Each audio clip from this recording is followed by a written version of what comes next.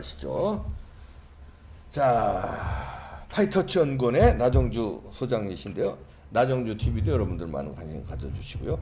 한 번도 경험해보지 못한 경제 현상 탑5를 골라오셨네요. 네, 예. 저희가 이제 2000년대 들어서 한 번도 경험해보지 못한 너무 많이 겪고 있습니다. 경제 현상을 어질어질합니다. 여러 가지가 있지만은 탑5 한번 제가 해봤습니다. 뭐니 해도 이제 최저임금 급인상이 될 겁니다. 근데 제가 올려보시면 최저임금 급인상이 그 전에도 있었어요. 있었는데 문제는 그때는 경제 성장이 받쳐졌습니다. 그게 흡수가 가능한 거예요. 근데 어느 정도 그리고 맞게 했죠. 어느 정도. 근데 이게 과연 이번에는 어땠냐? 우리가 경제 성장에 그만큼 받쳐줬냐? 그래서 이거를 최저임금 인상률을 경제 성장률로 나눴습니다. 그러니까 다시 얘기하면 경제 성장률 대비해서 최저임금이 얼만큼 인상됐느냐? 그걸 한번 봤습니다. 그 지표를. 그러니까 이것도 이제 처음 이렇게 한 지표인데 한번 보시면 이제 시기는 2000년부터 2019년까지입니다. 그래서 저 점선은 이제 최저임금을 급격하게 올린 소득주도 성장 정책을 본격적으로 시행한 시점이 되겠습니다. 현 정부가 되겠죠. 오른쪽은. 그렇죠. 좌측은 이제 과거 정부가 되는데 보시면 글로벌 금융위기인 2009년도에 이제 3.9로 그 값이 좀 높아요. 여기 왜냐하면 최저임금 인상은 좀 다른 연도에 비해서 했는데 이제 뭐 노조 뭐 이런 게 있으니까 했는데 경제 성장이 완전 그때는 힘들었잖아요. 그러니까 이제 수치가 좀 올랐고. 근데 저 보십시오. 여기는 뭐 엄청나요. 여기는 이제 보시면 2018년도에 이제 4. 그 다음에 2019년도에는 5.8배. 그러니까 경제 성장에 비해서 5.8배. 제가 요거를 2년 단위로 했어요. 왜냐면은 우리가 이제 2년치 연속해서 두 자릿수 확 올려갖고 문제된 거지 않습니까? 최저임금. 그래서 2년치로 했을 때 경제 성장률 대비해서 최저임금 인상률이 2019년에 5.8배로 2000년도에 가장 높습니다. 그래서 한 번도 경험해보지 못한 2000년도에 한 번도 경험하지 못한 그런 현상이 되겠습니다. 그러네요. 다음. 그 다음 그래프는요? 다음에 이거 되게 중요한 건데 다음은 이제 종업원이 없는 자영업자 대비해서 종업원이 있는 자영업자 수의 전년도 변화율입니다. 전년 대비. 근데 이게 뭐냐면 그러면 자영업자 조금 내려주세요. 종업원이 있는 자영업자라는 거는 좀 좋은 자영업자죠. 왜냐하면 내가 직원을 고용 창출하지 않습니까? 그렇죠. 근데 혼자 하면 고용 창출이 안 되잖아요. 그만큼 열악한 거고. 어쩔 수 없이 직원을 못 쓰는 거예요. 쓰면은 적자가 나니까. 아니, 국가적 입장에서 볼 때. 국가적 입장에서도 고용 창출이 안 돼서 나쁘지만 사업자 입장에서도 열악한 사업이에요. 이게 영세 사업이죠. 자, 그래서 분자는 고용원이 있는 자영업자 수고. 분모는 종업원이 없는 자영업자 수입니다. 그거의 전년 대비 변화율입니다. 자, 보시면. 자, 보시면은, 2007년도에 이제 마이너스 3.95. 2016년도에 마이너스 2.0이고. 그런데, 저 보십시오. 2019년도에. 마이너스 8.7이나. 어우. 이거 2019년 작년에. 엄청 내려갔습니다. 저 얘기는 뭐냐. 최저임금을 2년 동안 급격하게 인상을 하니까. 종업원을 두고 있는 자영업자가 인건비를 못 견디고 다 잘라버리고 혼자 하는 자영업자 전략해버린 겁니다. 아까 말씀하신 대로 열악하게 된 겁니다. 그러니까 이거는 완전히 경제 패러다임이 우리가 자영업자가 560만 정도가 되거든요. 560만 정도가 되는데 뭐 부양가족까지 뭐 하면 이제 우리가 뭐 1000만 인구라 그러는데 우리 경제에 엄청난 비율을 차지하는 그런 경제 주체입니다. 그런데 완전 패러다임이 바뀌고 있어요. 혼자 해버리게 되는. 그래서 이게 현 정부 들어서 완전 패러다임이 바뀐 게 데이터가 확 드러나는 겁니다. 보십시오. 차이가 뭐 현격히 나네요. 한 번도 경험해보지 못한 현상이 발생된 겁니다. 다음. 그 다음에요. 세 번째는 이 가구당 월 평균 근로소득의 5분위 비율인데 요거는 소득 상위 20%의 근로소득을 하위 20% 근로소득 나눈 겁니다. 그래서 요게 값이 커지면 분배가 점점 격차가 커지는 겁니다. 그래서 이거는 이제 근로소득입니다. 그래서 요거 근로소득도 제가 처음 여기에 제시하는 겁니다. 자, 보십시오. 요것도 아주 그냥 확연하게 그래프가 이 문정부 들어서서 예, 예. 완전히 차이가 뭐 예. 확 올라가네요. 저 보시면은 뭐 글로벌 금융위기 때 그때도 저랬는데. 2018년도 1사분기에 13.6인데 네.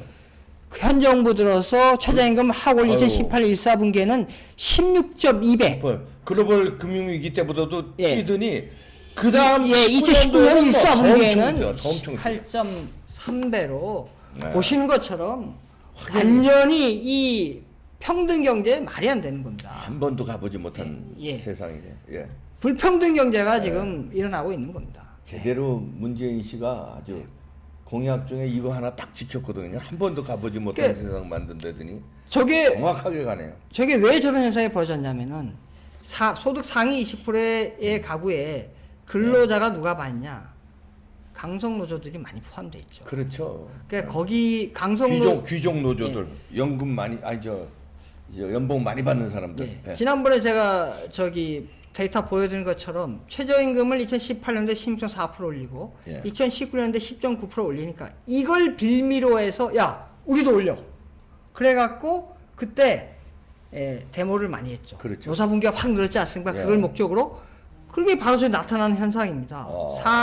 소득 상위 20%에 예. 근로소득이 확 늘고 확연히 늘고 예. 저 문정부 딱 들어서 예. 그 다음에 하위 20%는 어떻게 됐냐?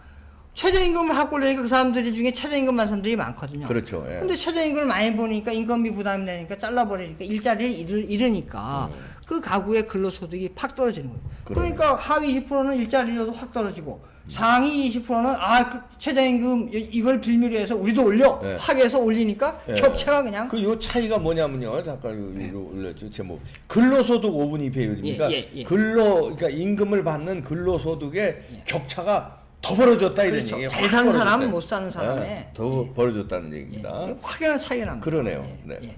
다음 자, 보시겠습니다. 다음에 이제 네 번째는 소비자 물가 지수. 월별 이제 전년도 같은 월 대비해서 소비자 물가 지수가 얼만큼 변화했느냐인데 자 올려 보시면 한 번도 경험을 없는 현상이 또 발생합니다. 아이고, 그러네요. 자 2019년 9월 달에 마이너스로 내려갑니다. 예. 마이너스 0.4. 예. 그 다음에 2020년 5월 달에 예. 마이너스 0.4. 바로 최근이죠. 예. 이제 이렇게 되는데 자 보십시오. 2020년 5월 달은 뭐 코로나 영향 때문에 그렇다 뭐 쳐도 그렇다 치고 뭐 요거는. 근데 2019년 9월 달은 이거는 코로나하고 상관없는 거죠. 왜 예. 마이너스? 지금 보십시오. 한 번도 번도 마이너스 마이너스 내려간 적이 없었죠. 없습니다. 자, 그러면 이렇게 질문할 수 있죠. 아니, 소비자 물가 지수가 내려가면 좋은 거 아니냐. 그런데, 자, 경제가 성장하려면은, 경제가 성장한다는 얘기입니까? 소비자들이 막 소비를 많이 하는 겁니다. 그렇죠. 그러니까 수요가 증가하는 겁니다. 네. 수요가 증가하면 어떻게 해서? 가격이 오르죠. 예. 그러니까 가격이 올라야 되는 이게 겁니다. 이제 디플레이션이죠. 그렇죠. 이게 근데 말하자면. 경기가 안 좋으면 어떻게 해야 됩니까? 사람들이 물건을 안 사지 않습니까? 물건 안 사니까 어떻게 해요? 수요가 떨어지니까 가격이 가격이 떨어지죠. 내려가죠. 네. 그래서 떨어지는 겁니다. 네. 그러니까 저거는 완전히 안 좋은 현상입니다. 그렇죠. 그러니까 마이너스로 간 적이 없는데 제가 처음이에요. 예, 처음. 사실 이 전 데이터도 1966년부터 데이터가 있는데 그때도 한 번도 마이너스 간 적이 없습니다. 한 번도. 예, 예. 이거 진짜 한 번도 2000년도부터가 2000년대 예, 들어와서가 아니라 예. 한 번도 진짜 가보지 못한 예. 마이너스 어떻게 이렇게 기가 막히게 만드냐 참. 예. 그 다음 데이터는요. 예, 다음 보시겠습니다. 자, 이제 마지막 5번째 데이터인데 그럼 나라 살림은 어떻게 잘하냐 한번 보겠습니다. 지금 뭐 국가 부채 얘기도 많고 한데 네, 재정 수지. 통합 재정 수지는 이제 총 수입 나라에서 거둔 세금 세금에다가 나가는 거 총 지출을 뺀 겁니다. 자, 그거 이제 지금 제가 매년 4월 기준한 이유는 가장 최신 데이터가 2020년 4월 달께 나왔습니다. 아, 그래서 매년 4월 기준. 4월 기준으로. 왜냐하면 요거는 매월이 이렇게 축척하는 겁니다. 네. 이렇게 축척에 쌓이는 거기 때문에 4월 기준으로 했는데 자, 보시면 자, 여기서 충격적입니다.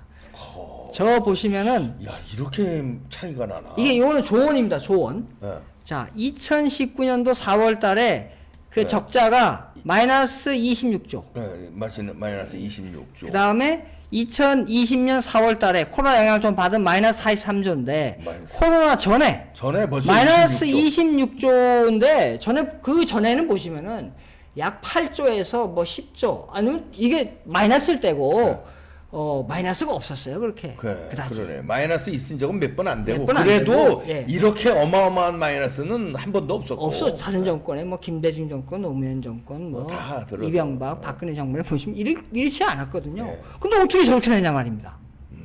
이거 한 번도 글로벌 금융위기가 왔어도 이런 적 한 번도 없었는데. 없었습니다. 예, 예. 이게 참 엄청 코로나 전입니다. 자. 코로나 핑계 대지 마세요. 이 코로나 전에. 이게 이제 왜 이렇게 되냐면은 소득주도 성장 정책을 피니까 경기가 안 좋아지잖아요. 예. 그러니까 기업들이 실적이 안 좋지 않습니까? 네. 그러니까 벌어들이는 그 세금이 줄어들지 않습니까?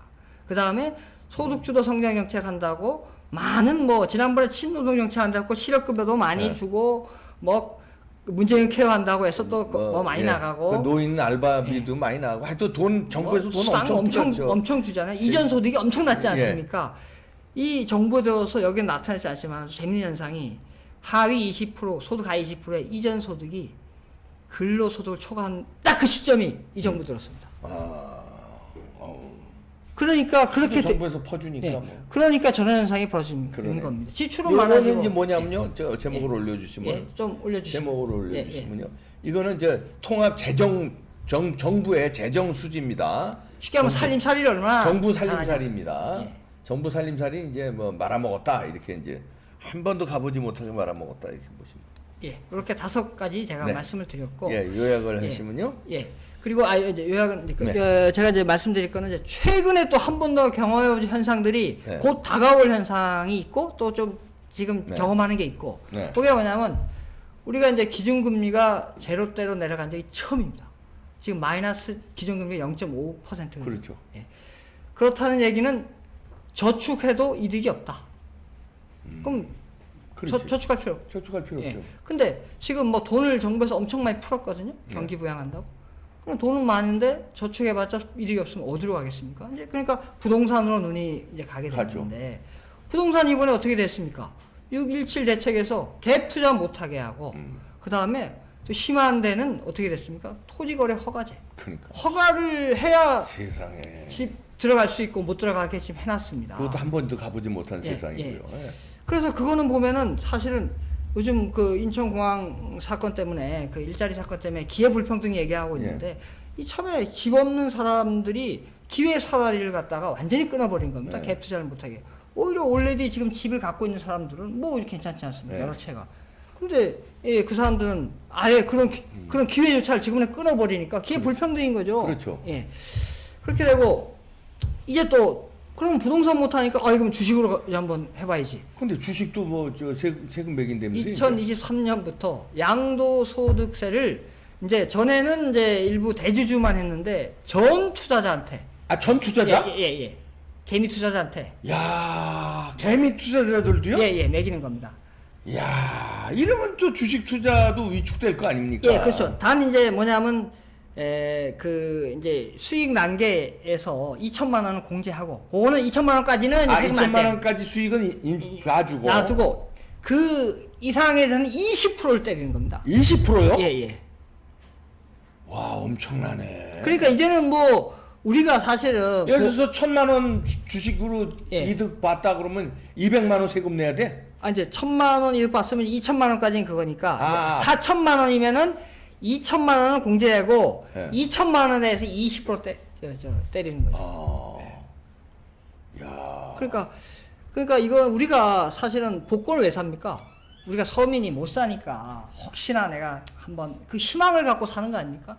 주식도 마찬가지입니다. 우리가 뭐 돈이 많아서 하는 것보다 뭐 조금 해서 우리가 너무 이렇게 가난하게 사는 거 한번 그래서 좀 바꾸면 희망을 갖기 그게 위해서. 개미 투자자들이에요. 예. 그런데 이게 이번에는 뭐냐 2천만 원까지 해준다 하지만은 사실은 이거 로또처럼 많이 하려면 막 수익이 1억 나고 막 나야 되지 않습니까? 네. 그럼 1억 나면은 거기에 2천만 원 때문에 8천만 원에 대해서 20%를 내린다는 겁니다.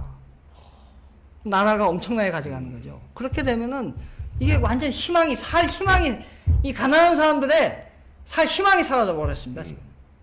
그러니까 가난한 사람들이 정상적으로 주식 투자든 부동산 이제 구입이든 이렇게 하는 걸 원천 막고 그 다음에 막았으니까 그지로 만들어서 정부에서 뜯은 돈으로 조금씩 나눠주고 기본소득이다. 네, 뭐다 조금씩 나눠줘. 예. 거기에 이제 목매게 만드는 거야 정부에. 그렇습니다. 예. 사실은 자기가 기회 박탈당하고 돈 버는 거에 박탈당하고 이건 모르고 그저 100만 원 주고 60만 원 주니까 거기에 기대.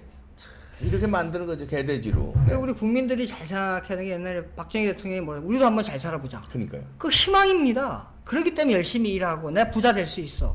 근데 그 사다리를 원천적으로 다 끊어버린다. 이거 한 번도 경험해보지 못한 세상인데 앞으로 곧 다가오지 않습니까? 네. 2023년도에 그 주식 세금 때리니까 네. 그다음에 뭐 부동산은 지금 현재 겪고 있고. 네.